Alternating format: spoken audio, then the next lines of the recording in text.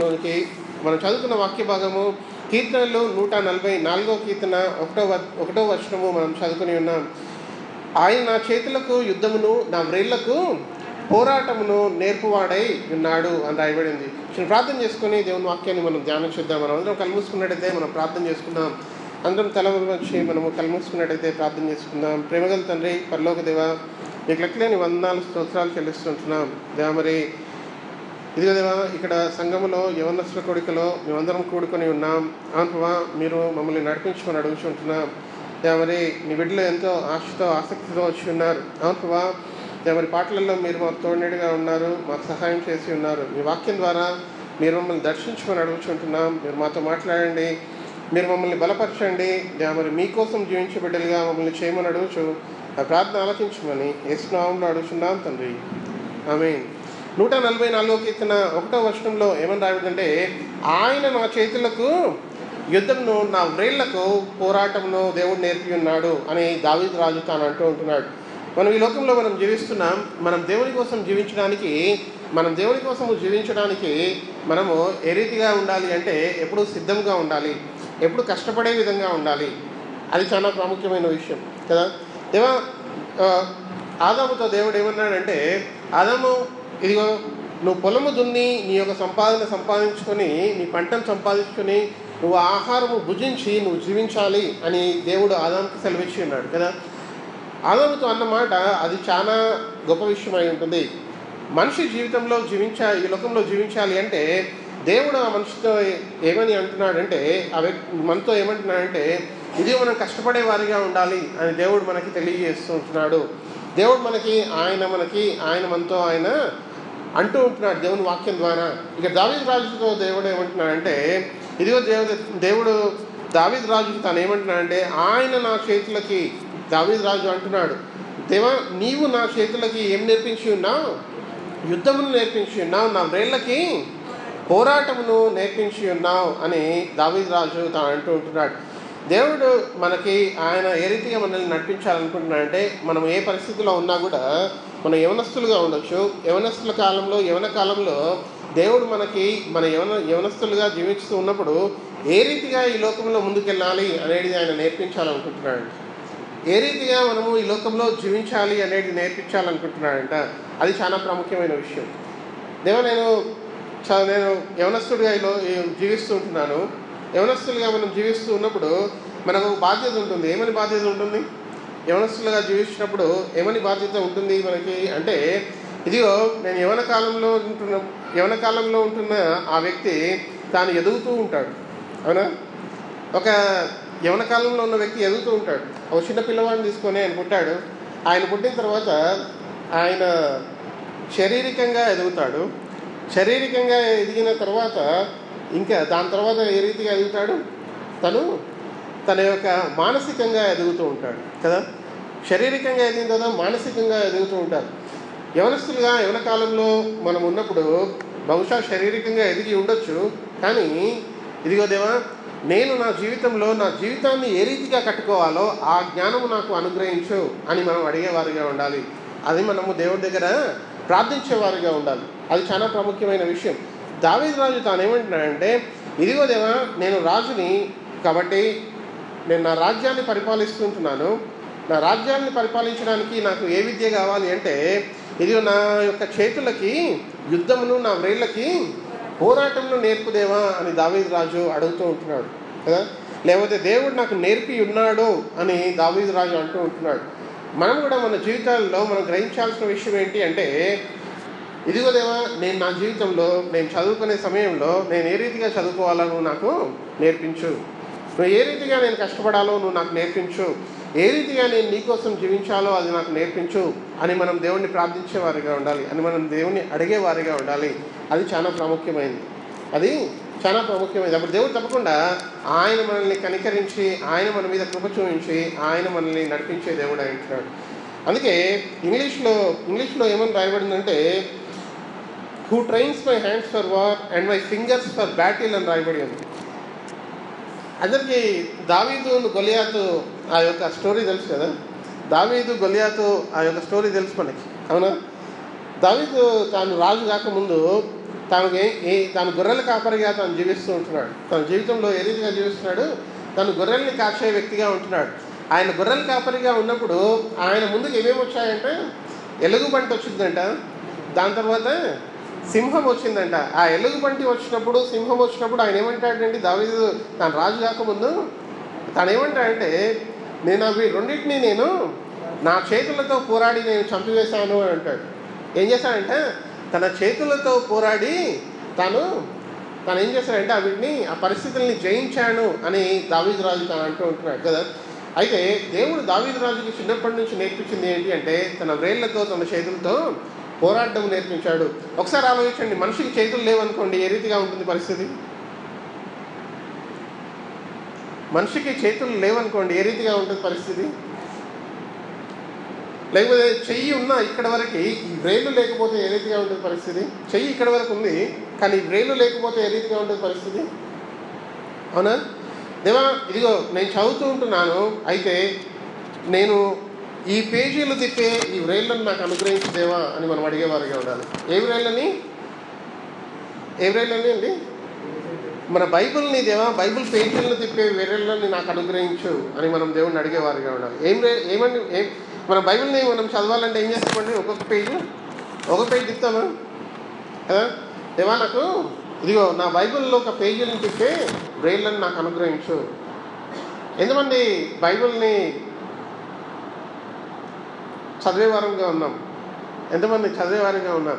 మనం బైబిల్ పేజీలను ఇలా తిప్పుతూ ఉంటే ఒక పేజీ అయిపోయిన తర్వాత ఇంకో పేజీ, ఒక పేజీ అయిపోయిన తర్వాత ఇంకో పేజీ తిప్పుతూ ఉంటే ఈ యొక్క దేవుని యొక్క వాక్యం, ఆత్మీయ ఆహారము మన హృదయంలోనికి వెళ్తూ ఉంటే ఎంత సంతోషంగా, ఎంత ఆనందంగా అనిపిస్తుందో ఒకసారి ఆలోచించండి.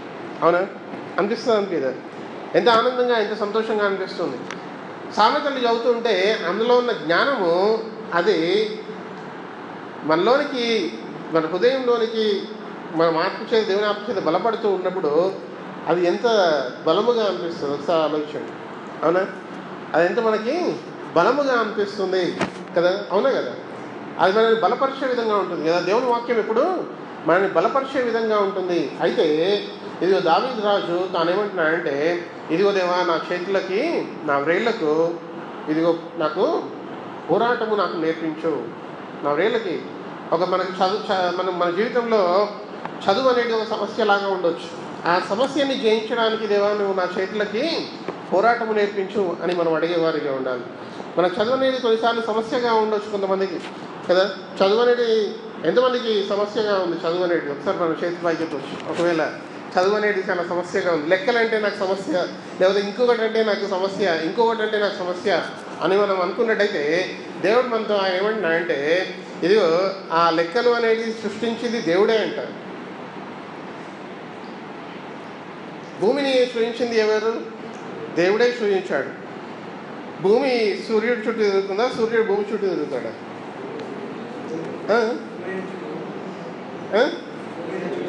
సూర్యుడి చుట్టూ భూమి తిరుగుతుంది కదా. సో సూర్యుడి చుట్టూ భూమి గంట ఏమంటాం ఎన్నిసార్లు తిరుగుతుంది అంటే ఒక రోజుకి ఎన్నిసార్లు తిరుగుతుంది? సంవత్సరానికి ఎన్నిసార్లు తిరుగుతుంది?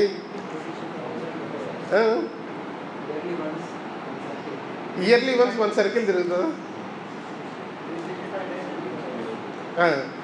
అయితే ఇవన్నీ మనం తెలుసుకోవడానికి దేవా ఇదిగో నువ్వు నాకు నాలో ఒక పోరాటము చేసే హృదయంని నాలో ఉంచుదేవా అని మనం అడిగేవారిగా ఉండాలి. చాలా ప్రాముఖ్యమైన విషయం కదా. మన జీవితంలో క్రైస్తవులుగా మనం జీవిస్తూ ఉన్నప్పుడు దేవుడిని ఏమని అడిగేవారిగా ఉండాలి అంటే, ఇదిగో దేవా నా జీవితంలో నేను ముందుకు వెళ్ళే వ్యక్తిగా నన్ను ఉంచు.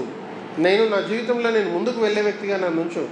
ఏ రీతిగా ముందుకు వెళ్ళాలి అంటే నీకు ఇష్టంగా జీవించడము అనేది దేవునికి చాలా ప్రాముఖ్యం. దేవునికి ఇష్టంగా మనం దేవుని కోసము దేవుని ఆజ్ఞల ప్రకారం జీవించడము దేవునికి ఇష్టమైనది మొట్టమొదటిది. రెండవది ఏంటి అంటే మన జీవితంలో ప్రయోజకులు అవ్వడము అది దేవునికి ఇష్టమైనది. ఈ రెండు చాలా ప్రాముఖ్యమైన విషయం. దేవుని కోసము జీవించడము చాలా ప్రాముఖ్యం, అది మొట్టమొదటి ప్రయారిటీ. రెండో ప్రయారిటీ ఏంటి అంటే మనము మన జీవితంలో ప్రయోజకులు అవ్వడము అది రెండో ప్రయారిటీగా ఉంటుంది.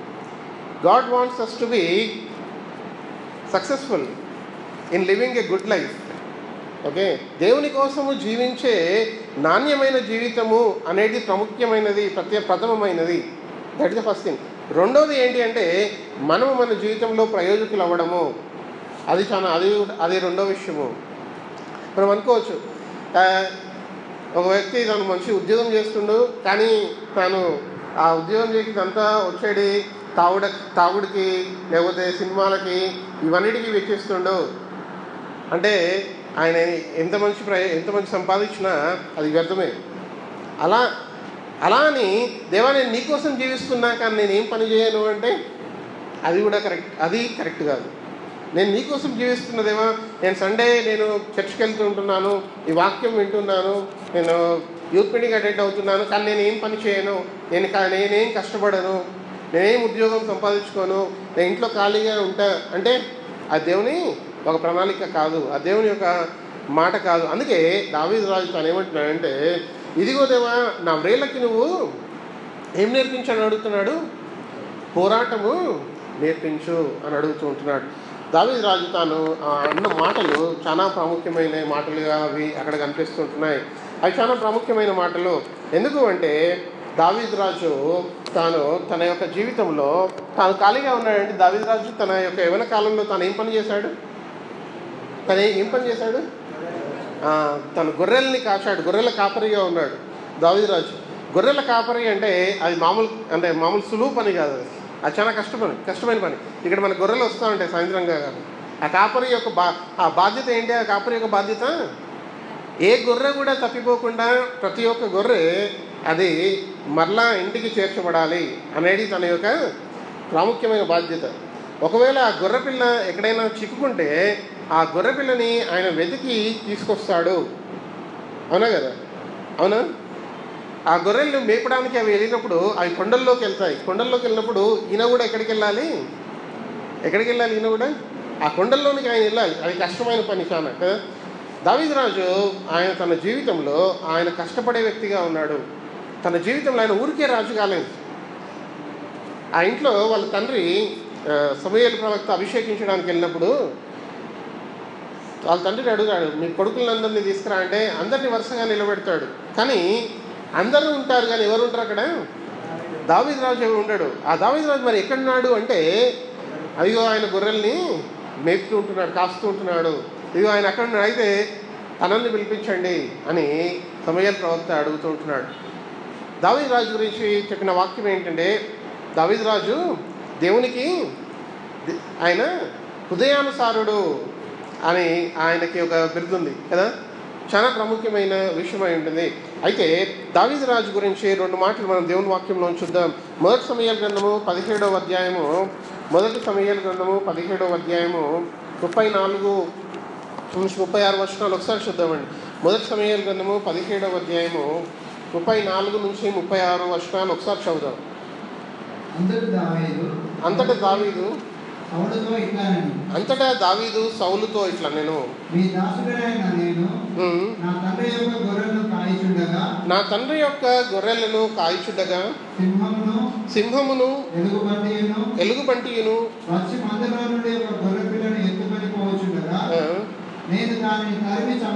నేను దానిని తరిమి చంపి దాని నోటి నుండి ఆ గొర్రెను విడిపించుతిని. అది నా మీదికి రాగా దాని గడ్డం పట్టుకొని దానిని కొట్టి చంపితిని. నీ దాసుడైన ఆ సింహమును ఎలుగుబంటిని చంపితిని.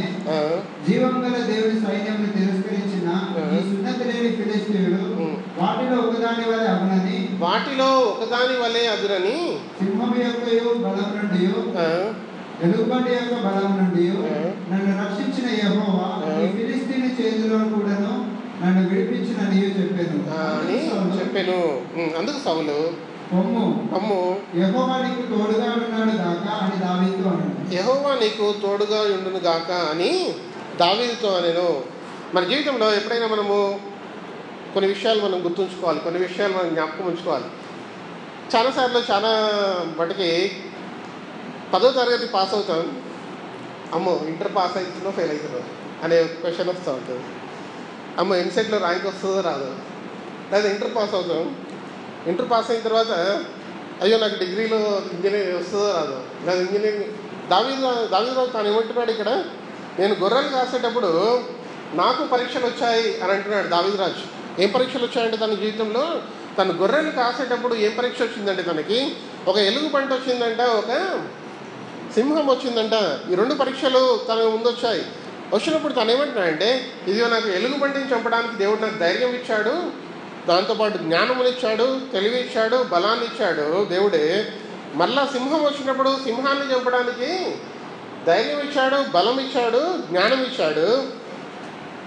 ఇప్పుడు గొలియాతు నా ముందు కనిపిస్తూ ఉంటున్నాడు. ఆ గొలియాతు ఎలాంటి వాడంటే, అక్కడ వాక్య భాగంలో మరలా మనం చూద్దాం. అక్కడ ఏమని రాయబడిందండి, మరలా మనం వాక్యంలో చూద్దామా. వాటిలో ఒకదాని వలె అగును, వాటిలో ఒకదాని వలె అగును అని అంటున్నాడు. ఇప్పుడు గొలియాత్ ఎవరండి? గొలియాత్ ఎంత హైట్లో ఉంటాడంటే, ఎంత హైట్ అంటే మామూలు మనిషి కంటే ఆయన చాలా ఎత్తుగా ఉంటాడు, చాలా బలంగా ఉంటాడు. ఇప్పుడు దావీదు రాజు ముందు పరీక్ష వచ్చింది. ఏం పరీక్ష అంటే, దావీదు రాజు ముందు గొలియాతు ఆయన ఉన్నాడు.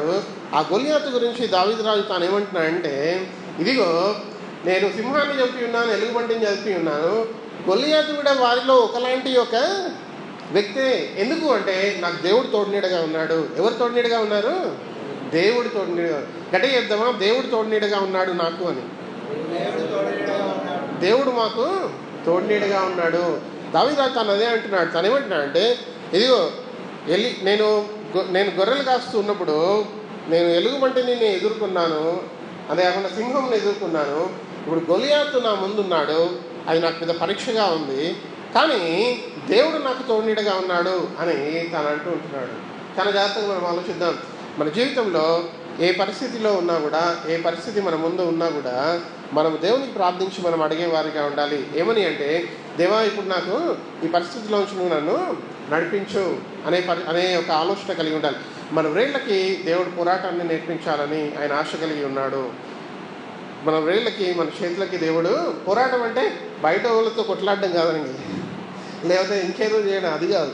మన జీవితంలో మనము దేవుని కోసము జీవించడానికి దేవుడు మనకి ఏం నేర్పించాలనుకుంటున్నాడంటే, ఏ రీతిగా మనం జీవించాలో దేవుడు నేర్పించాలనుకుంటున్నాడు. అదే కాకుండా ఏ రీతిగా మనం మన జీవితంలో ప్రయోజకులు అవ్వాలి, ఏ రీతిగా మన జీవితంలో మనము కష్టపడి జీవించే వారిగా ఉండాలి. ఆ యొక్క కష్టపడము దేవుడు మనకి ఆయన నేర్పిస్తూ అంటున్నాడు. మన జీవితంలో యవనస్తులుగా ఉన్నప్పుడు మనకి ఇలాంటి పరిస్థితులు వస్తాయి కదా. ఏమైనా పరిస్థితులు వస్తాయి? మన చదువే మనకి అది చాలా కష్టంగా మారుతూ ఉంటుంది. అవన్నింటినీ దేవుడు అందులో నడిపించాలనుకుంటున్నాడు. అయితే దావీదు రాజుకి ఏం అలవాటు ఉంది దావీదు రాజుకి? ఆయనకి కష్టపడే అలవాటు ఉంది. అంతేకాకుండా దేవుని పాటలు మంచిగా బహుగా వాడతాడు దావీదు రాజు కదా. ఎవరు కీర్తనలు రాసింది ఎవరండి? చాలా మట్టి కీర్తనలు దావీదు రాజు రాశాడు కదా. ఆయన దేవుని స్తుతించడం అంటే చాలా ఇష్టం అతనికి. దేవుని ప్రార్థించడం అంటే ఇష్టం. మూడో కీర్తన 1వ అధ్యాయం ఒకసారి చూద్దాం. 3వ కీర్తన 1వ వచనం ఒకసారి చూద్దాం. 3వ కీర్తన 1వ వచనం దావీదు రాజుకి ఇష్టమైంది ఏంటో ఒకసారి చూద్దాం.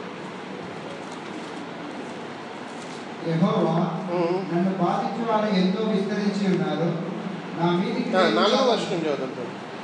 3వ కీర్తన 4వ వచనం. ఎలుగెత్తి నేను యెహోవాకు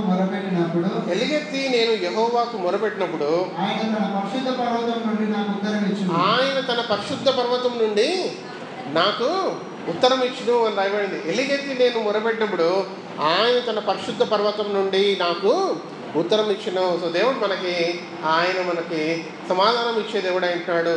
hour God answers our prayers. మన దేవుడు మనం ప్రార్థించినప్పుడు ఆయన ఆలకించి ఉత్తరం ఇచ్చే దేవుడు. అసలు చాలాసార్లు మనకి ప్రశ్న ఉంటుంది కదా, మన యవనస్తులో ఉన్నప్పుడు దేవుడు ఉన్నాడా లేదా అనే ప్రశ్న, రైట్? ఉంటుంది, సహజం. అది సహజం. నేను యవనస్తుగా చిన్నగా ఉన్నప్పుడు నాకు అలాంటి ప్రశ్నలు వచ్చేది. అసలు దేవుడు ఉన్నాడా లేదా అనే ప్రశ్న. ఒకసారి ఆలోచిద్దాం, కొన్ని విషయాలు ఆలోచిద్దాం. అసలు దేవుడు ఉన్నాడా లేదా అనే ఒక విషయాన్ని మనము కొన్ని విషయాలు ఆలోచించి పరిశీలిద్దాం. ఒకవేళ మనము మన యొక్క పుట్టుకను మనము ఆలోచించినట్టయితే, తల్లి గర్భంలో ఒక శిశువు రూపింపబడతాడు. ఆ రూపింపబడి ఆ పిల్లవాడు పుట్టిన తర్వాత ఆయన చూసినప్పుడు మనకేమని ప్రశ్న వస్తుందంటే, అరే ఇతని చేతులు ఇంత చక్కగా ఎట్లా పెరిగాయి, ఇతనికి కళ్ళు ఎట్లా తయారయ్యాయి తల్లి గర్భంలో కదా, లేకపోతే ఇతనికి ఏమంటాం తల ఇంత మంచిగా ఏ రీతిగా వచ్చింది చక్కగా కదా, లేకపోతే అయితే ఇవన్నిటినీ మనము ఆలోచిస్తున్నట్టయితే ఇది దేవుని యొక్క కార్యము అనేది మనకి జ్ఞాపకం చేయబడుతూ ఉంటుంది. ఎవరి కార్యం ఇది? దేవుని యొక్క కార్యం అనేది జ్ఞాపకం చేయబడుతుంది. సరే, రెండో విషయాన్ని ఆలోచిద్దాం. ఈ సృష్టిని మనం ఆలోచిద్దాం ఒకసారి. ఒకవేళ సృష్టిని దేవుడు చేశాడు అనే దానికి నిదర్శనం ఏంటి అంటే, భూమి తిరుగుతుంది. భూమి తిరుగుతుందా? పొద్దున ఉదయము రాత్రి అవుతుందంటే భూమి తిరుగుతుంది అని అర్థం, సూర్యుని చుట్టూ కదా. ఒకవేళ భూమి తిరుగుతూ ఉన్నా మనం భూమి మీద నివసిస్తున్న మనము పడకుండా ఏ రీతిగా ఉంటున్నాం, పడిపోకుండా ఏ రీతిగా ఉంటున్నాం అంటే అది ఎంత వేగంలో తిరగాలో అంతే వేగంలో తిరుగుతూ ఉంటుంది. అయితే దేవుడు దాన్ని సృజించాడు, ఆ రీతిగా నిర్మించాడు, ఆ రీతిగా తన కక్షలో అది ఉంచాడు. కాబట్టి తన యొక్క పని అది భూమి చేస్తూ ఉంటుంది. సో దేవుడు సృష్టిని ఆయన ఏలుతూ ఉన్నాడు అని దాని అర్థం కదా. దేవుడు ఈ సృష్టిని ఆయన ఏం చేస్తున్నాడు? ఆయన ఏలుతూ ఉన్నాడు అని అర్థం. అవునా లేదా? ఒకసారి ఆలోచించండి. బస్సులో పోతున్నాం మనం, బస్సు టర్నింగ్ తీసుకుంటుంది, ఇట్లా టర్నింగ్ ఉంది, కొద్దిగా స్పీడ్ ఎక్కువైతే బస్సు టర్నింగ్ స్పీడ్ ఎక్కువైతే ఏమవుతుంది? అది పల్టీలు కొట్టి పడిపోతుంది. అవునా కదా? మరి భూమి సూర్యుని చుట్టూ తిరుగుతుంది. భూమి మీద ఎంతోమంది మనుషులు జీవిస్తున్నారు, బిల్డింగ్లు కడుతున్నారు. ఆ బిల్డింగ్లు పడిపోకుండా ఎలా ఉంటున్నాయి నిలిచి? అయితే దేవుని యొక్క ప్రణాళిక అది ఏ రీతిగా ఉంది అంటే, భూమి ఎంత వేగంతో అది తిరగాలో అంతే వేగంతో తిరుగుతూ ఉంటుంది. అది ఎక్కువైనా ప్రమాదమే, అది తక్కువైనా ప్రమాదమే. అయితే దేవుడు ఉన్నాడు అనడానికి ఇంకో నిదర్శనము మనకు కనిపిస్తుంటున్నాయి. ఒకవేళ ఆలోచించండి, నీరు ఎక్కడ కనిపిస్తుంది మనకి? నీరు ఎక్కడ కనిపిస్తుంది ఎక్కువగా? సముద్రంలో నీరు ఎక్కువగా కనిపిస్తూ ఉంటుంది. ఒకవేళ సముద్రంలో నీరు అక్కడే ఉన్నట్టయితే మనిషి పొలాలు పండించేవాడా, భోజనం తినేవాడా? తినలేడు కదా. ఆ సముద్రంలో ఉన్న నీరు ఏమవుతుందంటే అది ఎండకి అది క్లౌడ్స్గా మారి, ఆ క్లౌడ్స్ మళ్ళీ గాలికి ఇంకొక ప్రదేశానికి వచ్చి అక్కడ వర్షం పడుతూ ఉంటుంది. వర్షం పడినప్పుడు మనుషులు మనము పొలములోంచి దున్నుకొని ఆ పంట సంపాదించుకొని మనం భోజనం చేస్తుంటున్నాం.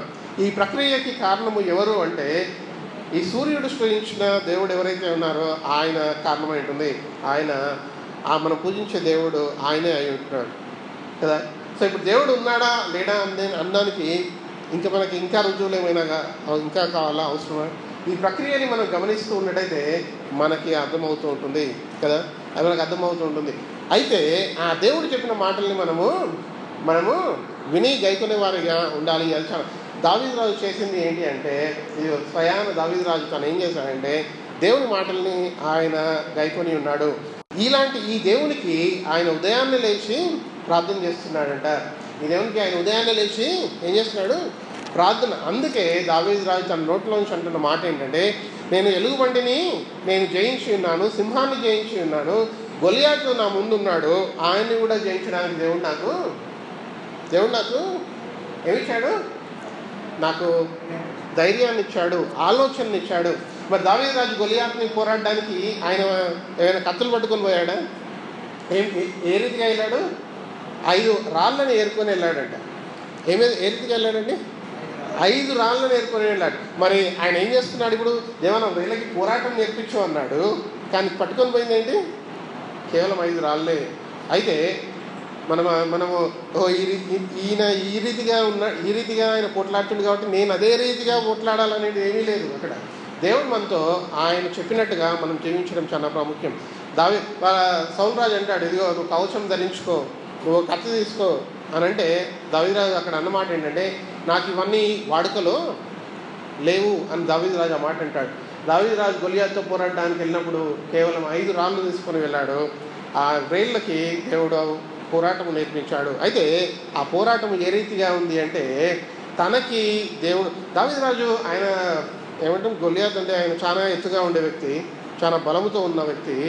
మరి దావీదు రాజు ఆయనతో పోరాడడానికి కట్టి పట్టుకొని పోతే అది సరిపోదు. కానీ దేవుడు అతనికి ఆలోచన ఇచ్చాడు. మనం కూడా చాలాసార్లు మన జీవితంలో ఎన్నెన్నో విషయాలలో యవనస్తులుగా ఉండి మనం భయపడుతూ ఉంటాం, లేకపోతే మనం ఆలోచిస్తూ ఉంటాం, లేకపోతే మనం నిరుత్సాహపడుతూ ఉంటాం. కానీ దేవునితో ఉన్న ప్రజలు ఏ రీతిగా ఉంటారంటే వారు ఏ రీతిగా ఉంటారు, వారు ధైర్యంగా ఉంటారు, వారు ఆలోచన పరంగా ఉంటారు, వారు ఆలోచనతో ఉంటారు.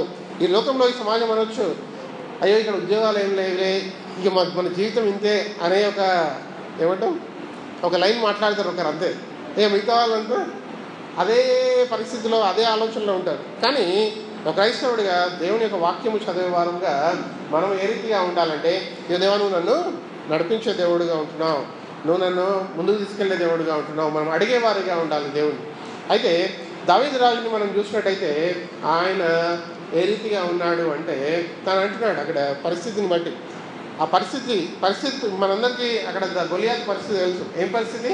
గొలియాత్ని జయించడానికి ఎవరు ముందుకు రావట్లేదు. ఎన్నో రోజులు గడిచాయంటారు. అన్ని రోజులు 30 రోజులు ఎన్నో కరెక్ట్గా గుర్తులేదు, 30 ఎన్నో కరెక్ట్ గుర్తులేదు. 30 రోజులైనా కూడా ఎవరు యుద్ధానికి వెళ్ళట్లే అంట. ఎన్ని రోజులు కరెక్ట్ కౌంట్ గుర్తులేదు. ఎవరు ముందుకు వెళ్ళట్లే అంట యుద్ధంకి. కానీ దావీదు రాజు ఒక రోజు వాళ్ళ అన్నలకి ఆయన టిఫిన్ తీసుకొస్తాడు. టిఫిన్ తీసుకొచ్చినప్పుడు అప్పుడు గమనించి అంటాడు, అయ్యో దేవుడు నన్ను నడిపించి ఉన్నాడు ఇంతకుముందు, ఇప్పుడు కూడా దేవుడు నన్ను నడిపిస్తాడు, కాబట్టి ఇదిగో నేను ధైర్యంగా ఉండి నేను పోరాడే వ్యక్తిగా ఉంటాను అని దావీదు రాజు అంటాడు. సో మనం ఈరోజు నేర్చుకునే విషయం, మొట్టమొదటి విషయం ఏంటంటే, దేవా నా వేళ్ళకి నువ్వు పోరాటం నేర్పించు అంటే, దేవా నువ్వు నన్ను ధైర్యపరిచి, నువ్వు నాకు మంచి ఆలోచన ఇచ్చి నువ్వు నన్ను ముందుకు నడిపించు అనే మొట్టమొదటి విషయాన్ని మనం నేర్చుకున్నాం. ఎంతమంది వింటున్నారు? మంచిగా వింటున్నామా? సరే, రెండో విషయాన్ని చూద్దాం. ఇప్పుడు సామెతలు 6వ అధ్యాయం 4వ వచనం ఒకసారి చూద్దాం. సామెతలు 6వ అధ్యాయం 4వ వచనము ఒకసారి చూద్దాం.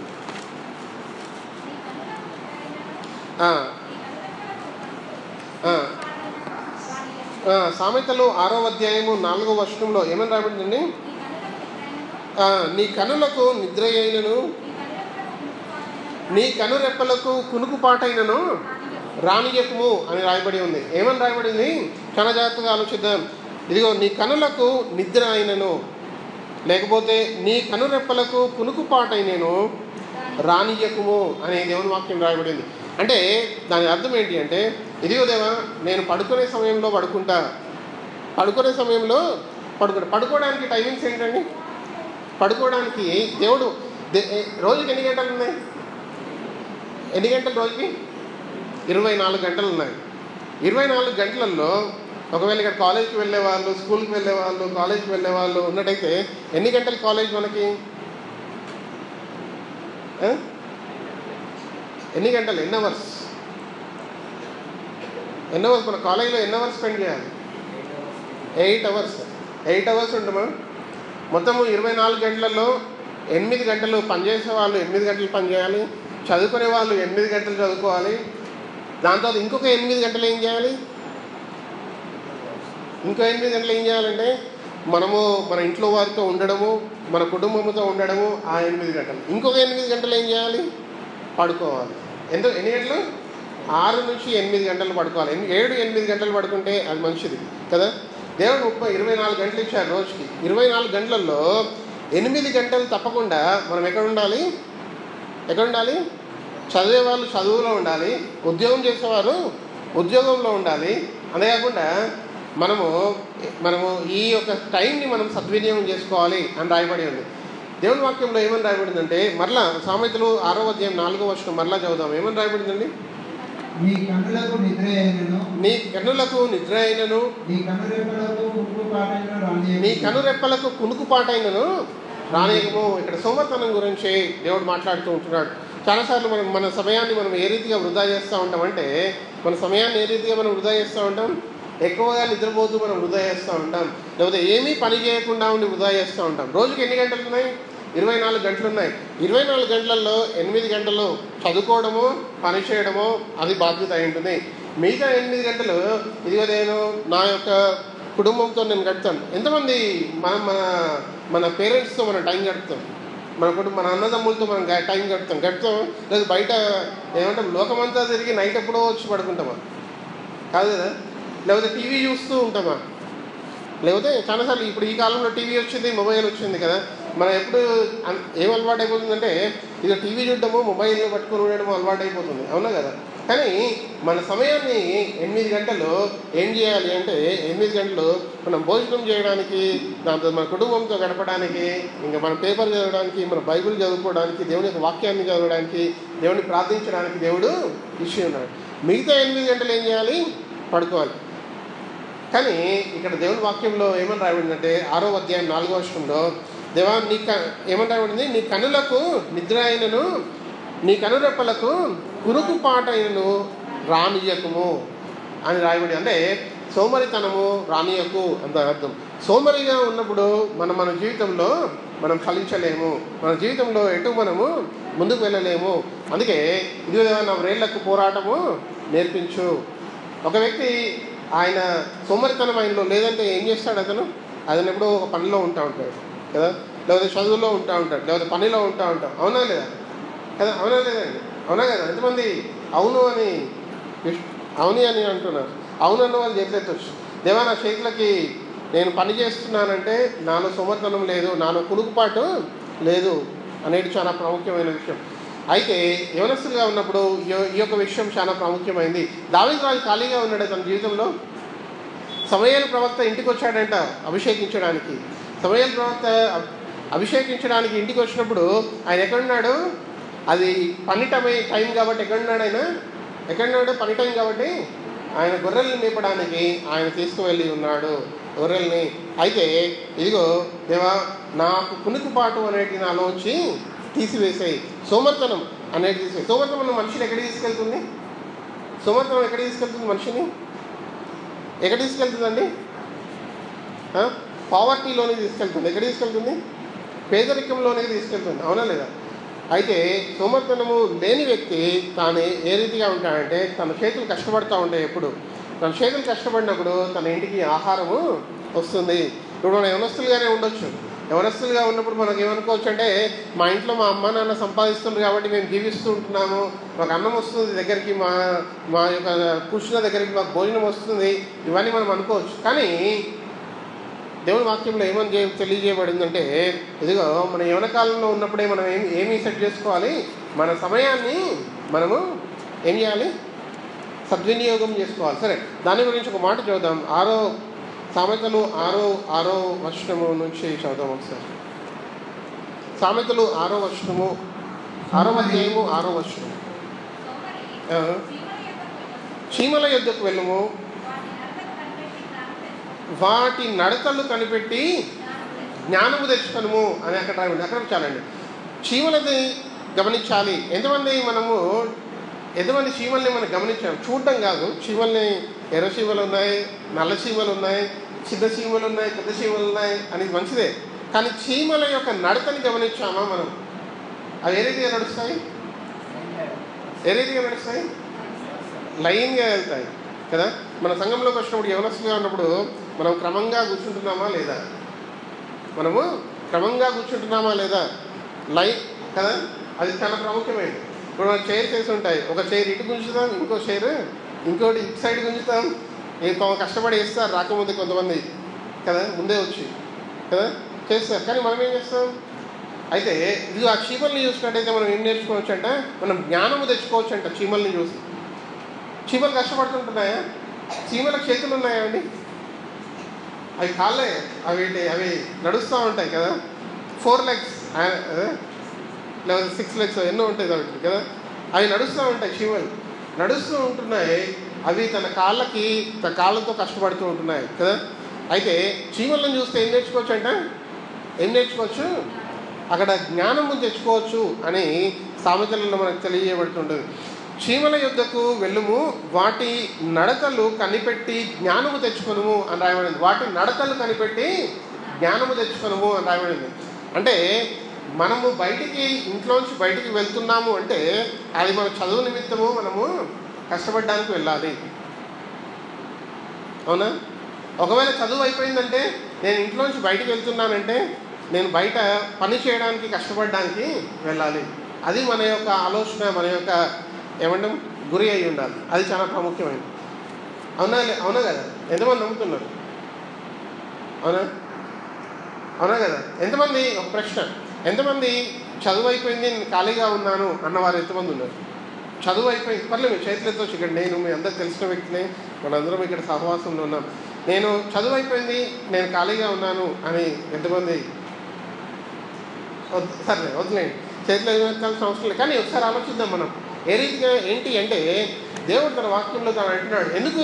ఒకసారి దాని తర్వాత 7వ వచనంకి వద్దామా? 7వ వచనం చదువుదాం, సామెతలు 6:7. వాటికి న్యాయాధిపతి లేకుండాను, పై విచారణకర్త లేకుండాను, అధిపతి కూడా లేకుండాను, అవి వేసవి కాలమందు ఆహారం సిద్ధపరచుకొనును, కోతకాలమందు ధాన్యము కూర్చుకొనును, ఎందాక నీవు పడుకొని ఎందువో ఎప్పుడు నిద్ర లేచెదవో అని ఇక్కడ రాయబడి ఉంది. చాలా ప్రాముఖ్యమైన మాటలు. అవి ఏం చేస్తాయంటే, అవి వాటి కాలం యందు అవి ఏం చేస్తాయంటే, ఏం చేస్తాయి? ఆహారం సిద్ధపరచుకుంటాయి. మరి అవి కష్టపడుతుంటున్నాయా లేదా? వాటి యొక్క వేళ్ళకి పోరాటం నేర్పబడి ఉందా లేదా? నేర్పబడి ఉందా? అవునా? సో దేవుడు ఆయన సెలవిచ్చే మాట ఏంటంటే, ఇదిగో దేవుడు మనల్ని పనిచేసే చేతులుగా ఆయన ఇవి చూడాలనుకుంటున్నాడు. దేవుని కోసం జీవించే చేతులుగా, దేవుని కోసం జీవించే కాళ్ళగా ఆయన చూడాలనుకుంటున్నాడు. అది చాలా ప్రాముఖ్యమైన విషయం. అందుకే ఇక్కడ సామెతలలో మనం ఈ మాటలు చూస్తుంటున్నాం కదా. అక్కడ ఏమని రాయబడింది? 8వ వచనం మరలా చూద్దాం. ఏమన్నా? వేసవి కాలమందు ఆహారము సిద్ధపరచుకుందును. ఇప్పుడు ఒకవేళ మనం ఇక్కడ చదివే వాళ్ళం అనుకోండి, మనము ఏం చేసే వారుగా ఉండాలంటే, మనం చదువుకునే వారిగా ఉండాలి మంచిగా. ఒక వ్యక్తి తన జీవితంలో ఎన్నిసార్లు 10th క్లాస్ చదువుతాడు? ఒకటేసారి. ఎన్నిసార్లు ఇంటర్మీడియట్ చదువుతారు? 2 సంవత్సరాలు కదా ఇంటర్మీడియట్. ఎన్నిసార్లు డిగ్రీ చేస్తారు? 3 సంవత్సరాలు. ఎన్నిసార్లు ఇంజనీరింగ్ చేస్తారు? నాకు అంతే. మరలా రాదు అది. వేసవికాలం ఎప్పుడు సంవత్సరంలో ఎన్నిసార్లు వస్తుంది? ఒకటేసారి వస్తుంది. ఆ వేసవికాలంలో చీమలు ఏం చేస్తాయంటే ఆహారము సిద్ధపరచుకుంటాయి. కోతకాలమందు ధాన్యము కూర్చుకొనును అని రాయబడి ఉంది. అయితే దాని కాలంలో ఆ ప్రక్రియ ఏదైతే సృష్టిలో జరుగుతుందో వీటి నుంచి దేవుడు మనల్ని నేర్చుకోమంటున్నాడు. ఏమని నేర్చుకోమంటున్నాడు అంటే, ఏదో దాని కాలమందు ఏ పనులు ఏ రీతిగా జరుగుతుంటున్నాయో మనము కూడా మన జీవితంలో ఏదో 10వ తరగతి వస్తే ఆ 10వ తరగతి మంచిగా చదవాలి, ఇంటర్మీడియట్ వస్తే ఇంటర్మీడియట్, డిగ్రీ వస్తే డిగ్రీ. మరి చీమలకి మనం అనుకుంటున్నాం చాలాసార్లు, నా క్లాస్లో ఎవరు నా క్లాస్ చెప్పరే ఎట్లా అనుకుంటాం. ఎంతమందికి ఆ క్వశ్చన్ ఉంది? దాదాపు మన ఈ ప్రాంతంలో లేదా అనేక ప్రాంతాల్లో ఆ పరిస్థితి ఉంది. కానీ చీమల గురించి ఒక మంచి విషయం చెప్పబడింది. ఏమని ఉందంటే, ఒకసారి మరలా అది మనం చదుదాం. ఆ మాట మరలా ఒకసారి చదుదాం 7వ వచనం నుంచి. వాటికి న్యాయాధిపతి లేకున్నను, పై విచారణకర్త లేకున్నను, అది అక్కడ చాలా తమ్ముడు. ఎవరెవరు లేరంట అండి వారికి? న్యాయాధిపతి లేడంట, విచారణకర్త లేడంట, అధిపతి కూడా లేడంట. మరి అవి ఎలా నేర్చుకున్నాయి? దేవుడు వాటికి జ్ఞానం ఇచ్చి నడిపిస్తూ ఉంటున్నాడు. దేవుడు వాటికి మీకు ఒక ప్రశ్న అండి, చాలా మంచిగా ఆలోచించే ప్రశ్న. ఏం ప్రశ్న అంటే, ఈ చీమలకి అంత క్రమంగా పోవాలని ఎవరైనా పక్కన కట్టెలు పట్టుకున్నారా? ఎవరైనా పక్కన నిల్చొని చెప్తుంటున్నారా? లేదు కదా. మరి అవి ఆ రీతిగా అవి నేర్చుకొని వాటి జీవితాలని ఆ రీతిగా నడిపించుకుంటున్నాయి అంటే, మనము చీమల కంటే బహుశ్రేష్ఠులం. దేవుడు మనల్ని అంత శ్రేష్టంగా సృజించి ఉన్నాడు. అయితే మనం ఇంకెంత చక్కగా ముందుకెళ్ళే వారిగా ఉండాలి. అవునా? మనం ఇంకెంత చక్కగా మనం ముందుకెళ్ళే వారిగా ఉండాలి. అది చాలా ప్రాముఖ్యమైన విషయం ఉంటుంది. దేవుడు ఈ సృష్టిలో సృజించిన వాటిని చూసి దేవుడు మనల్ని నేర్చుకోమంటూ ఉంటున్నాడు.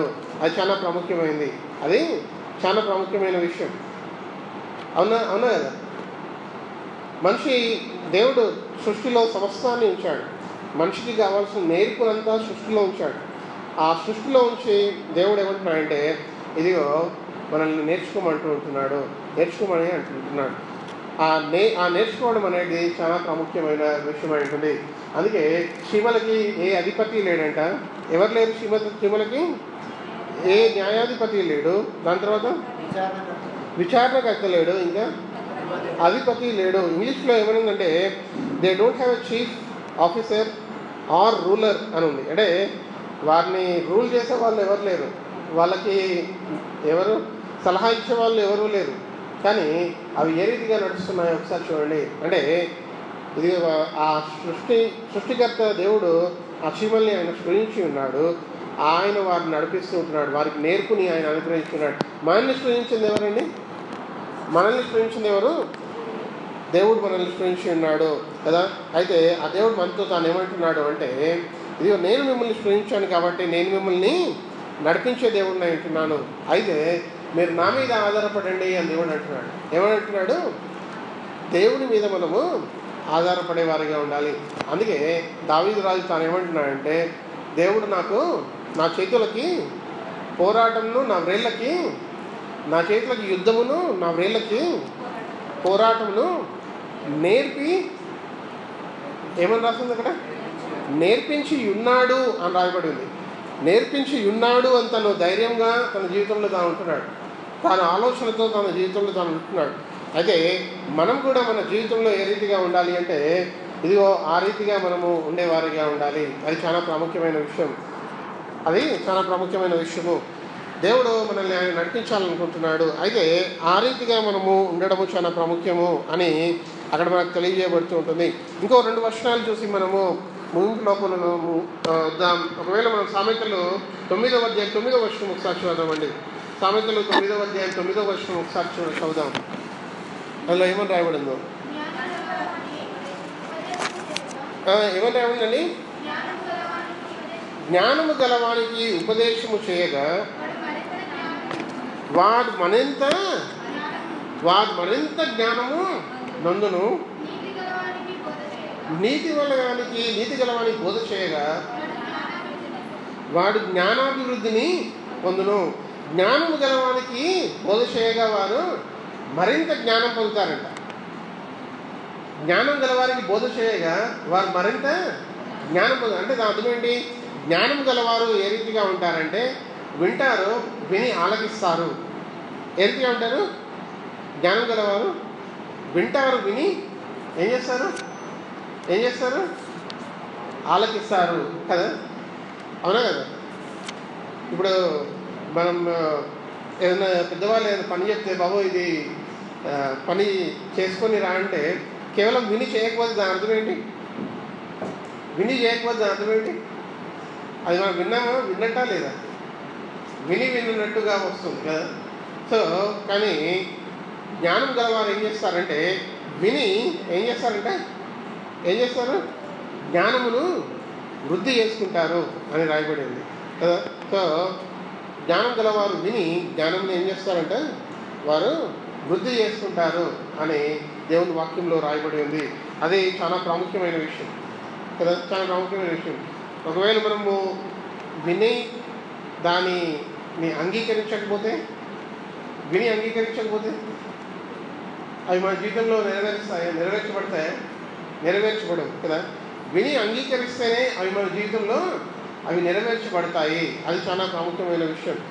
విని మనం వదిలేసామనుకోండి, అవి ఏమవుతాయి? మన పరీక్ష సమయంలో మనం ఏమవుతాం?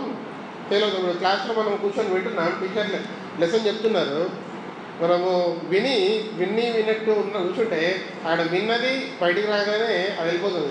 రేపు ఎగ్జామ్ వచ్చినప్పుడు మనం ఏమవుతాం? అందులో పరీక్ష కాలంలో మనం ఫెయిల్ అవుతాం. అవునా? అయితే జ్ఞానం గలవాడు ఏం చేస్తాడంటే వింటాడు, విని ఇంకెక్కువ జ్ఞానాన్ని ఆయన సంపాదించుకుంటాడు అని దేవుని వాక్యంలో రాయబడి ఉంది. అవి చాలా ప్రాముఖ్యమైన విషయాలు ఉంటున్నాయి.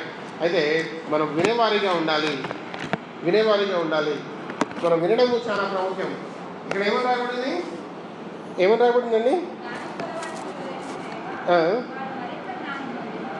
జ్ఞానము గలవానికి ఉపదేశము చేయగా వాడు మరింత జ్ఞానము నొందును. ఉపదేశం చేయగా అంటే దేవుని ఇప్పుడు మనం దేవుని సంఘానికి వచ్చి దేవుని వాక్యాన్ని వింటూ ఉంటున్నాం ఇక్కడ దేవుని వాక్యం ఉపదేశించబడుతుంటుంది, మనం వింటున్నాం, మనం అంగీకరిస్తుంటున్నాం, మనం ఒప్పుకుంటున్నాం, మనం దాని ప్రకారం జీవించుతాం అనుకుంటున్నాం. అయితే ఆ జ్ఞానము మనలో ఏమవుతుంది, అది వర్ధిల్లుతూ ఉంటుంది. ఇంగ్లీష్లో మంచిగా రాయబడి ఉంది. ఏమని రాయబడింది అంటే, ఇంగ్లీష్లో చదువుతున్నా, give instruction to a wise man and he will be more wise అని రాయబడి ఉంది. He will be more wise అని రాయబడి ఉంది. జ్ఞానం గల వారికి ఉపదేశం చేయగా వారు మరింత జ్ఞానం పొందును అని రాయబడి ఉంది. అయితే దేవుడు మనకి ఆయన ఏమని సెలవిస్తున్నాడంటే, మన వ్రేళ్ల గురించి మనం చూసి ఉన్నాం. ఎవరి గురించి చూస్తున్నాం? వ్రేళ్ల గురించి చూస్తున్నాం. అదే కాకుండా మనము ఇంకా దేని గురించి చూస్తున్నాం? ఇంకా దేని గురించి, రెండో విషయం దేని గురించి చూసాం? నా కనులకు కునుకు రానియకము, సోమరితనము రానియకము. దేవా, నేను ఏ కాలంలో ఏ పని చేయాలో ఆ పని చేయాలి. ఒక రోజులో నాకు 24 గంటలు ఉన్నాయి, 8 గంటలు కష్టపడాలి, 8 గంటలు మా కుటుంబంతో ఉండాలి. దేవా, నీతో సహవాసం చేయాలి. ఇంకా మిగతా 8 గంటలు దేవా నేను సరిగ్గా పడుకోవాలి. చాలాసార్లు మన జీవితంలో 12 గంటలు అయిపోతుంది, 1 గంట అయిపోతుంది, 2 గంటల వరకు మెలుగుతూ ఉంటాం. అంత అవసరము, అలాంటి అవసరాలు లేవు కదా. దేవుడి ఇష్ట కాల ప్రకారం మనం జీవిస్తూ ఉంటే దేవుడు నడిపించే దేవుడే అంటే. ఇప్పుడు వినికిడి గురించి ఇక్కడ మనం చూస్తూ ఉంటున్నాం. ఈ వర్షంలో దేని గురించి చూస్తుంటున్నాం? వినికిడి గురించి. వినికిడి గురించి ఏమని రాయబడింది? జ్ఞానం గలవాడు ఉపదేశము ఆలకించును, ఆయన వింటాడు అని రాయబడి ఉంది. అయితే దేవుడు మన చేతులకి పోరాటం నేర్పించాలనుకుంటున్నాడంట, మన వేళ్ళకి. అదే కాకుండా ఇదిగో దేవా, నువ్వు నన్ను నడిపించాలనుకుంటున్నావు, నాకు నా నుంచి సొమ్మతనం తీసేయాలనుకుంటున్నావు. దేవా, ఇదిగో దేవా, నేను 24 గంటలు ఉంటున్నాయి నా జీవితంలో, ఆ యొక్క సమయాన్ని నేను వృధా చేయకుండా మంచిగా ఉపయోగించుకుంటున్నాను. అంతేకాకుండా దేవా, నేను వింటూ ఉంటున్నాను, విని నేను అభివృద్ధి చేసుకుంటున్నా, ఇదిగో నీ యొక్క జ్ఞానాన్ని నేను తెలుసుకుంటున్నా అని మనము ఈ విషయాల్ని మనం గమనిస్తూ ఉంటున్నాం. మనకి దేవుడు ఆయన పోరాటం నేర్పించే దేవుడు అంటున్నాడు. అంటే మన దేవుడు ధైర్యం ఇచ్చి ముందుకు తీసుకెళ్లే దేవుడు అంటున్నాడు. ఆయన మనలోంచి సోమరితనం తీసివేసే దేవుడు అంటున్నాడు. ఆయన మనలోంచి సోమరితనం తీసివేసే దేవుడు అంటున్నాడు. అంతేకాకుండా ఆయన ఉపదేశము చేసే దేవుడు అంటున్నాడు. మన దేవుడు ఆయన మనకి తన వాక్కు ద్వారా ఆయన మనకి ఉపదేశము చేసే దేవుడు అంటున్నాడు, మనతో మాట్లాడే దేవుడు అంటున్నాడు కదా. అందుకే దావీదు రాజు తాను ఏమంటాడంటే, ఇదిగో దేవా, నేను నిన్నే ప్రార్థిస్తుంటున్నాను, నిన్నే వేడుకుంటున్నా అంటాడు.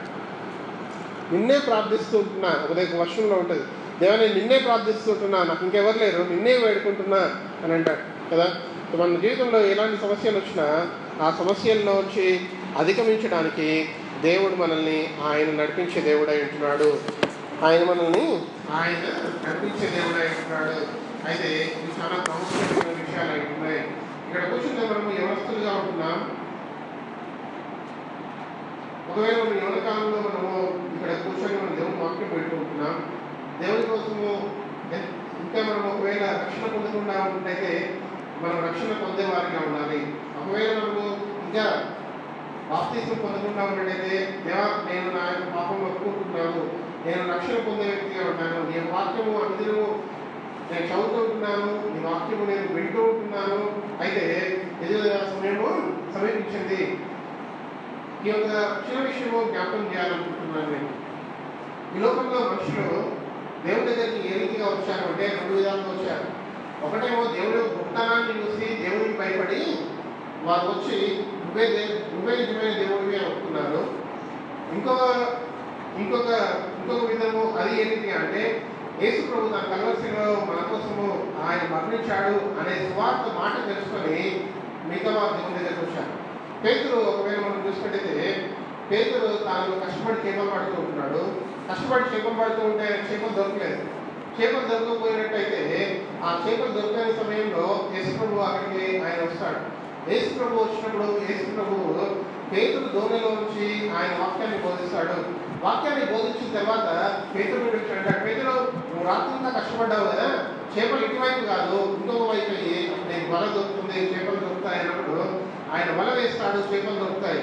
చేపలు దొరికిన తర్వాత పేతురు యేసు ప్రభుని చూసి తన మోకాల మీద పడి తాను ఏమంటాడంటే, ఇదిగో నేను పాపాత్ముడై ఉన్నాను, నువ్వు నన్ను క్షమించు అని అంటాడు.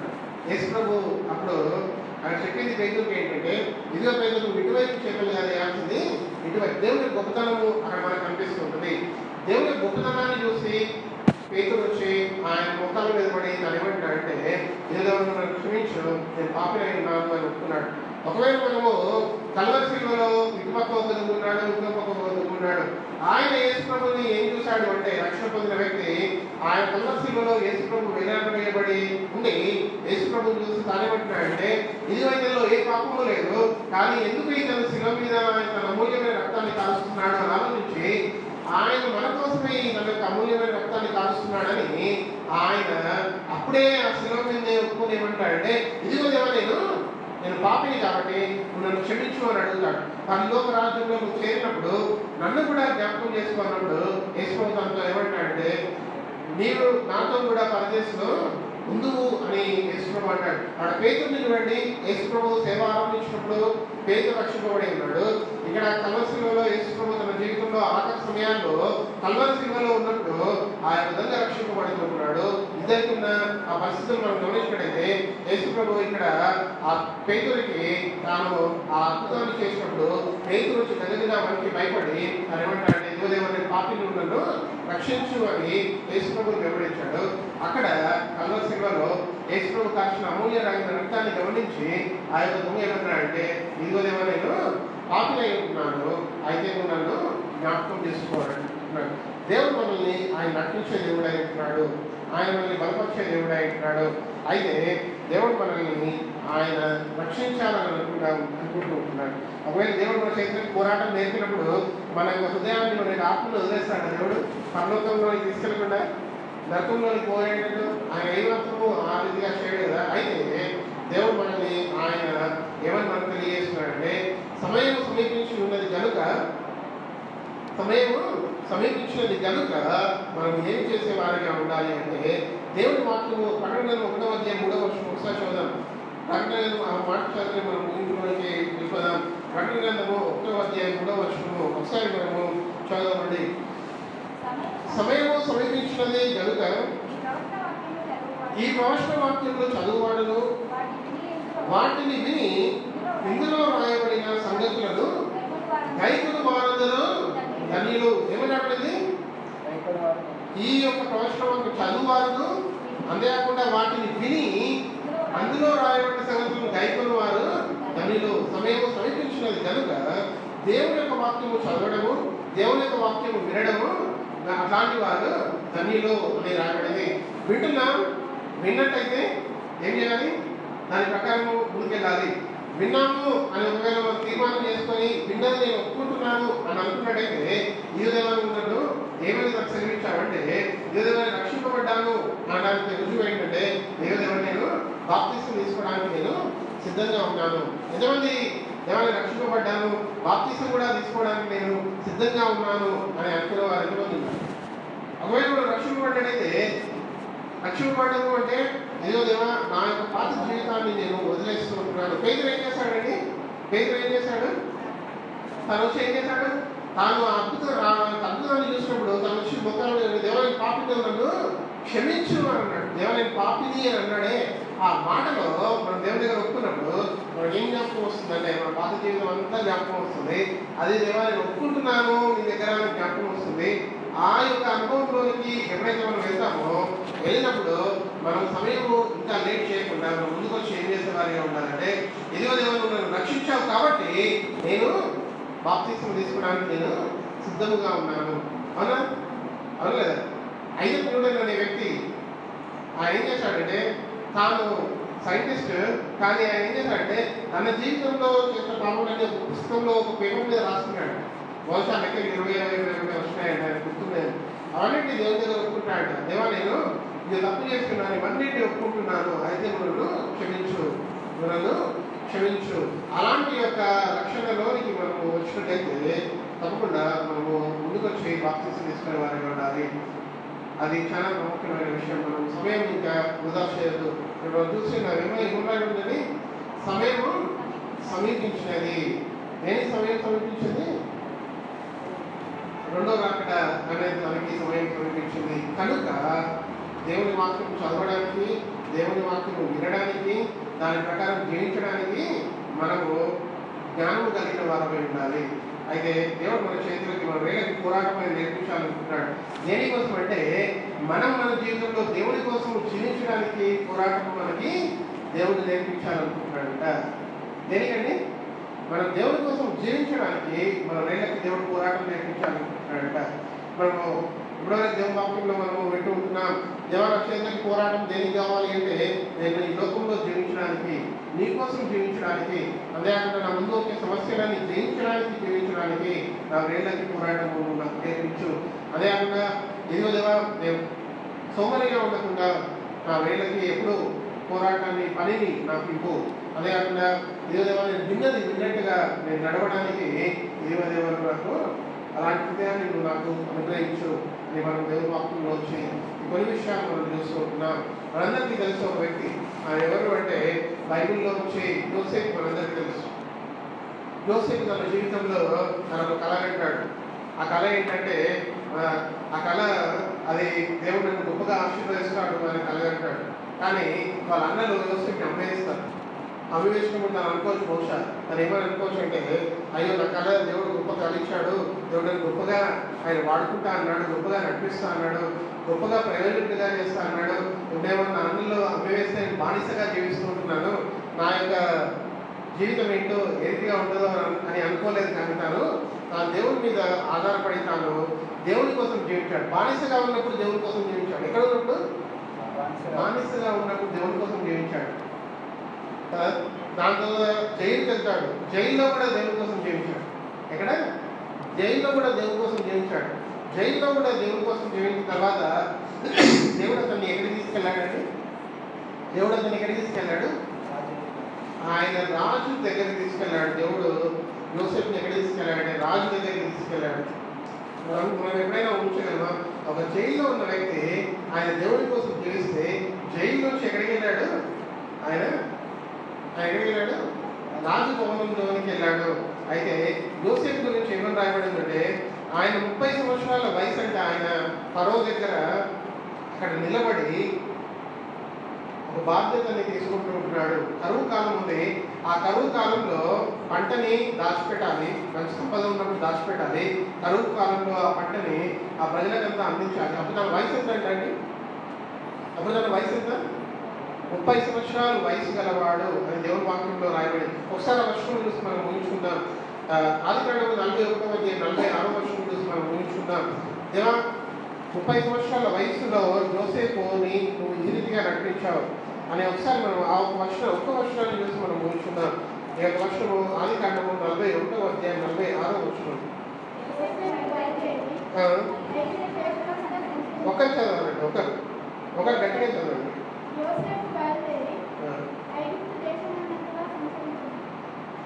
ఆదికాండము 41-46 వర్షం చదవండి. యోసేపు బయలుదేరి ఐగుప్తు దేశమంతటా సంచరించెను. యోసేపు ఐగుప్తు రాజైన ఫరో ఎదుట నిల్చున్నప్పుడు 30 సంవత్సరంలో వాడే అక్కడ ఎన్ని సంవత్సరాలు? 30 సంవత్సరాలు. ఇక్కడ ఎవరొస్తున్నా మీరు కూర్చున్న వాళ్ళకి 30 సంవత్సరాల వయసులో వారు ఎవరు బహుశా లేరని మనం తక్కువ. 30 సంవత్సరాల వయసులో ఎక్కడ నిల్చున్నాడు? తను ఫరో ముందు నిల్చున్నాడు. అంటే 30 సంవత్సరాలు రాకముందు తన జీవితంలో ఎదురైన కష్టాలు ఏమున్నాయో ఒకసారి ఆలోచిద్దాం. వాళ్ళ అన్నలు అతన్ని అమ్మివేసి ఉన్నారు.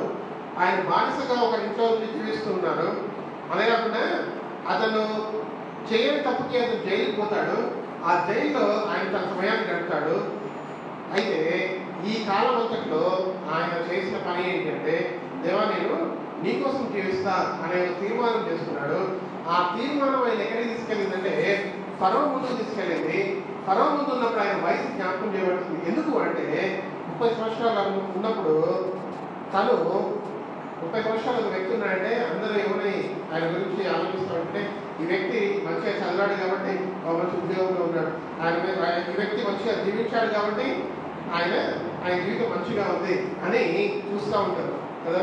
అయితే ఏదో యోసేపుని మనం చూసినట్టయితే యోసేపు కష్టంలో ఉన్నా కూడా దేవుడిని వదిలిపెట్టలేదు కాబట్టి ఆయన పోరాడాడు తన సమస్యలతో. ఆయన బానిసగా ఉన్నాడు, వాళ్ళ అన్నలు అమ్మివేశారు.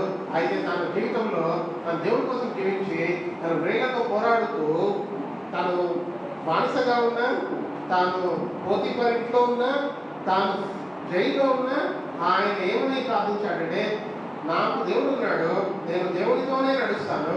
అయితే ఇది దేవుడు నాకు ఇచ్చిన ఆ యొక్క ఏమైతే కళ ఉందో మన జీవితంలో మనం కూడా అందరం ఒక ఆశిస్తాం. మన జీవితంలో దేవుడు నడిపించే రీతిగా మనం ప్రార్థన చేస్తూ ఉంటాం. ఆ ప్రార్థన ఎప్పుడు నెరవేర్చబడుతుందంటే దేవుడి కోసం మనం నడిచినప్పుడు అది తప్పకుండా నెరవేర్చబడుతుంది. అయితే మనం కూడా మన జీవితంలో ఒక తీర్మానం చేసుకుందాం. దేవా, నా జీవితంలో నేను ఒక తీర్మానం చేసుకుందాం అనుకుంటున్నాను. ఆ తీర్మానం ఏంటంటే, నా ముందు ఏ పరిస్థితి ఉన్నా కూడా నేను నీకోసం జీవించే పోరాటము నాకు నేర్పించు. నీకోసం నేను జీవించాలి, నీకోసం నీకు ఇష్టంగా జీవించాలి, నీ ఆజ్ఞల ప్రకారం జీవించాలి అనే ఒక తీర్మానం మనం చేసుకున్నట్టు దేవుడు తప్పకుండా ఆయన మనం నడిపించేదేమని ఏంటంటే, కొన్ని నిమిషాలు మనం కలుమూసుకుందాం. వినవాక్యం గురించి వినవాక్యం కలుమూసుకొని అడుగుదాం దేవుని. దేవా, నా వేళ్ళకి పోరాటం నేర్పించు, నా వేళ్ళకి పోరాటం నేర్పించు దేవా. ఎందుకు అంటే నేను ఈ లోకంలో నేను నీకోసం జీవించాలి, నీకోసం జీవించడానికి పోరాటం నేర్పించు. మనుషుల కోసం కాదు, లేదా నా స్వార్థం కోసం కాదు, కానీ నీకోసం జీవించడానికి నాకు ఒక పోరాటాన్ని నాకు నేర్పించు. ఆ పోరాటం ఏ రీతిగా ఉండాలి అంటే, ఇదిగో నేను దావీదుని చూశాను, తాను ఏ రీతిగా పోరాడాడో నేను చూశాను, తాను ఏ రీతిగా నీకోసం జీవించాడో నేను చూశాను. యోసేపుని నేను చూస్తుంటున్నాను. యోసేపు ఆయన అమ్మివేయబడి ఉన్నాడు, కానీ తను నీకోసం జీవించాడు. ఆయన జైల్లో ఉన్నాడు, కానీ నీకోసం జీవించాడు. ఇదిగో దేవా, నేను అమ్మివేయబడలేదు, నేను బానిసగా లేను, నేను జైల్లో లేను, నేను నీ సంఘంలో ఉంటున్నాను, నేను నా కుటుంబంతో ఉంటున్నాను. అయితే దేవా, నేను నీకోసం జీవించే నేర్పును నాకు అనుగ్రహించు అని మనం అడుగుదాం. 30 సంవత్సరాల వయసులో యోసేపు ఎక్కడున్నాడంటే, రాజు ముందు ఒక గౌరవమైన ఒక బాధ్యతని తీసుకోవడానికి రాజు ముందు నిలబడి ఉన్నాడు కదా. దేవుడిని అడుగుదాం, దేవా, నేను యవనస్తులుగా ఉన్నాను, ఇప్పుడే నా అడుగులను నేను సరి చేసుకున్నట్టయితే 30 సంవత్సరాలకు నేను ఎక్కడుంటా, నేను మనిషి యొక్క బాధ్యత కలిగిన ఆ పొజిషన్లో దేవుని ఉంటా అని మనం దేవుని అడుగుదాం. యోసేపు తన జీవితంలో తన అడుగులను సరి చేసుకుంటూ వచ్చాడు.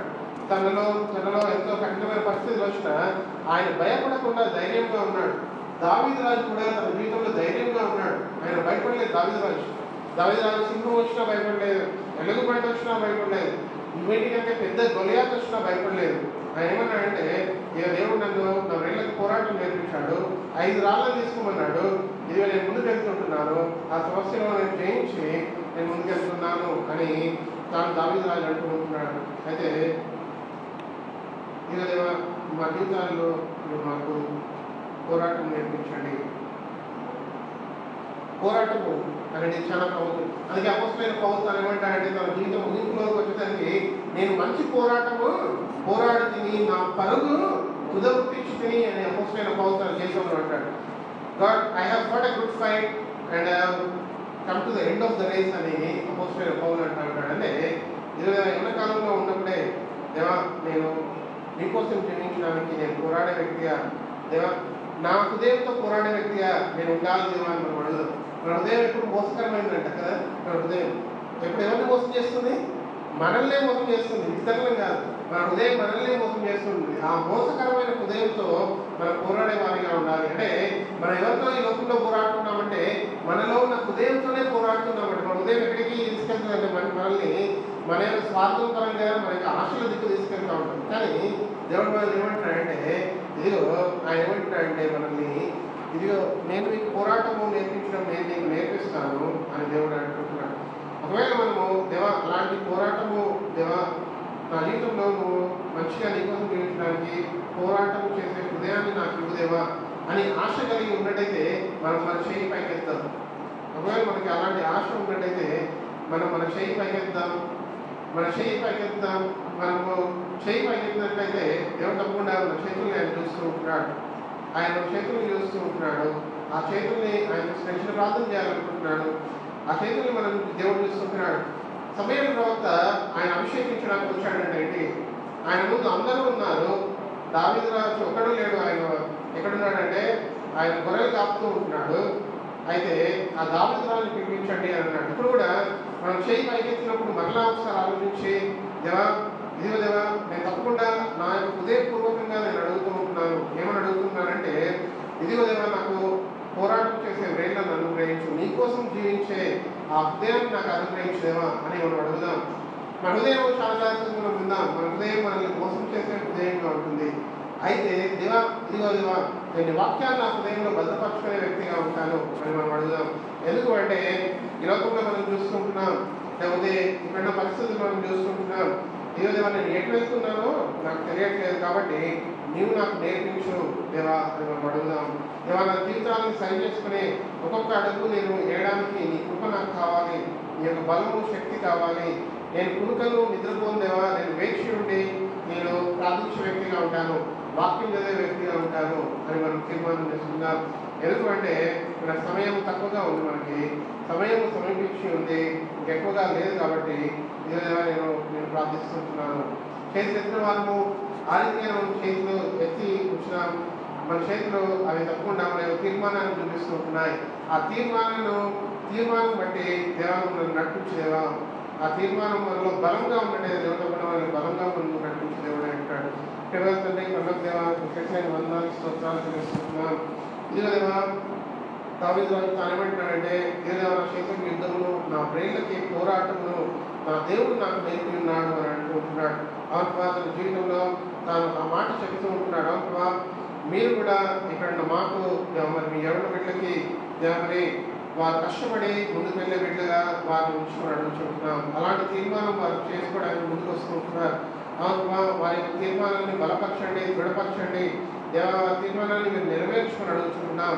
ఆత్మ యోసేపు తన జీవితంలో మరి తను కూడా తన తీర్మానం చేసుకుని ఉన్నాడు, మీకోసం జీవించాలని తీర్మానం చేసుకుని ఉన్నాడు. మరి మీరు తనకు వాగ్దానం చేసిన మాట నెరవేర్చబడడానికి మీకోసం తీర్మానం చేసుకోవాలి, మీకోసం తీర్మానం చేసుకుని మీరు జీవించాలి అనే తీర్మానం చేసుకుని ఉన్నాడు. తను చేసుకున్న తీర్మానంలో తాను నెగ్గి ఉన్నాడు. 30 సంవత్సరాలు వయసు వచ్చినప్పుడు తన జీవితంలో తనకు ముందైన పరిస్థితులన్నింటినీ తాను జయించి ఉన్నాడు. జయించి తను ఫరో ముందు నిలిచి ఉన్నాడు. ఫరో ఒక గొప్ప బాధ్యత, ఆ దేశాన్ని మరి పరిపాలించే బాధ్యత అక్కడ అనుగ్రహించి ఉన్నాడు. అవును ఇక్కడ ఎవరి బిడ్డలు కూడా వారి తీర్మానంలో వస్తుంటున్నారు. ఒకవేళ వారి జీవితంలో వారు అడుగులో దేవమని తప్పిపోయినను వారిని మీరు సరిచేసి ముందుకు నడిపిస్తుందని మీకు వందనాలు తెలుస్తుంటున్నాం. ఇదేదేవా మరి వారు ఒప్పుకుంటూ ఉంటున్నారు. అవునువా ఇదేదేవా నా జీవితంలో దేవని నేను నీకోసం జీవించడానికి నా సమస్యలతో పోరాడే బిడ్డగా నేను ఉంటానని వారు తీర్మానం చేసుకుంటుంటున్నారు. అవునువా అలాంటి బిడ్డలందరినీ మీరు దీవించండి, బలపరచండి. దేవని వారు మీకోసం జీవించి బిడ్డగా చేయండి. వారి సమయాన్ని మేము సద్వినియోగం చేసుకుని బిడ్డగా చేయమని అడుగుతుంటున్నాం. విన్న మాటల్ని వారు విని దేవని ముందుకు వెళ్ళే బిడ్డలుగా వారిని చేయమని అడుగుతుంటున్నాం. ఆత్మా దేవని మీరు బలపరచండి, దేవని దృఢపరచండి, దీవించండి. దేవని వాక్యాన్ని ఇంకా వారు హత్తుకొని జీవించే బిడ్డలుగా వారిని ఉంచుకొని వారు ప్రార్థించే బిడ్డలుగా వారిని చేయమని అడుగుచు. దేవని విన్న వాక్యాన్ని మీరు ఫలింపు చేయమని అడుగుచు. ప్రార్థన ఆలకించమని యేసునామములో అడుగుతున్నాం తండ్రి, ఆమేన్. చాలా సంతోషం అండి. ఎంతమందికి ఇంకొద్దిగా అంటే ఓపిక ఉంది, చదువు గురించి నేర్చుకోవాలి. అందరికీ బహుశా దాహం అవుతుందా? దాహం అయితే ఇక్కడ వాటర్ ఇక్కడ తాగొచ్చు, లేకపోతే ఏమైనా వాటర్ ఏమైనా ఇవ్వాలంటే ఇవ్వచ్చు కదా. సో ఇప్పుడు అభిలాష్ వచ్చి ఆయన స్టడీస్ గురించి కొన్ని విషయాలు ఆయన పంచుకుంటాడు. అవి మనం విందాం.